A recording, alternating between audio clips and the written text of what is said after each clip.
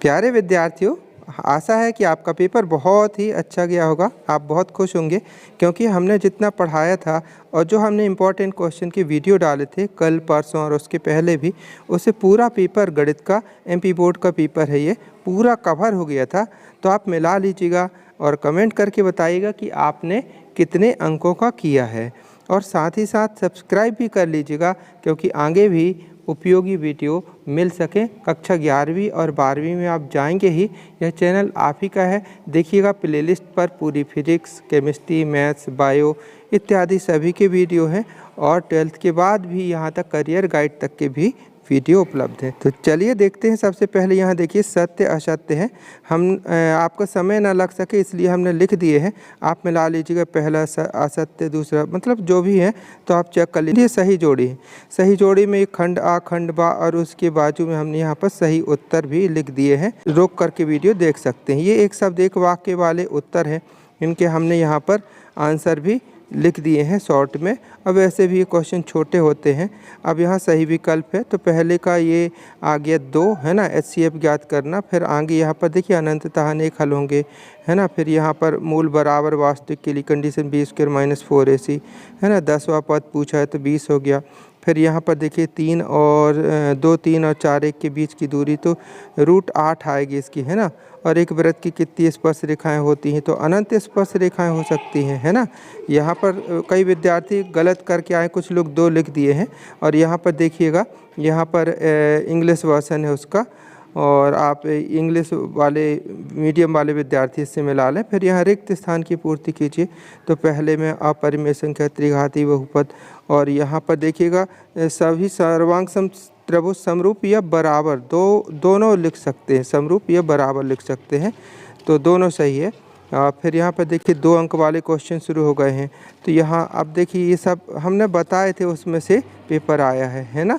तो इसको आप मिला लीजिएगा और आपने कितने नंबर का किया है, ठीक है। इसमें चाप की लंबाई निकालना था और यहाँ प्रायिकता वाला सवाल है।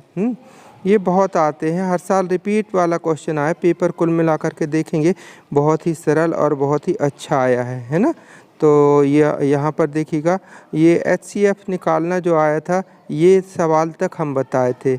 इसके बाद अंक गणित के आधारभूत प्रमेय कथन, फिर ये वाला सवाल, फिर शून्यकों की संख्या, ये सब आप देखेंगे कि यहाँ 2-2 नंबर वाले क्वेश्चन भी हम जो बताए थे उसमें से आए हैं। और वैसे यहाँ पर कुछ भी संभावनाएं होती, ये सवाल देखिएगा कल ही की वीडियो में हमने कराया था है ना। 14वां सवाल ये भी इम्पोर्टेंट था, आया है।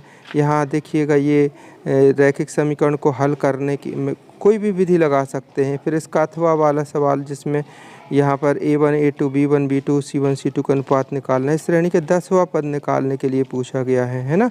तो कितना सरल है कुल मिलाकर के। फिर आधारभूत अनुपातिकता प्रमेय, उसका विलोम, और उसके अथवा में ये वाला सवाल है। तो ये सवाल की जगह पर आप लोगों ने वही ऊपर वाला किया होगा, ऐसी आशा है। और यहाँ देखिए वृत्त के बाह्य बिंदु से खींची गई स्पर्श रेखाओं की लंबाइयाँ बराबर होती, बहुत इंपॉर्टेंट क्वेश्चन बताए थे है ना। 2 घनों वाला भी आ गया है इसमें, ठीक है। ये वाला सवाल जो था ये थोड़ी बेलन वाला, थोड़ी सा कुछ विद्यार्थी को टफ लगा होगा। फिर यहाँ देखिएगा गुणनखंड से मूल ज्ञात कीजिए गुणनखंड विधि द्वारा। क्रमागत धनात्मक पूर्णांक ये भी बताए थे है ना। फिर यहाँ पर मीनार वाला ये सवाल आ गया है।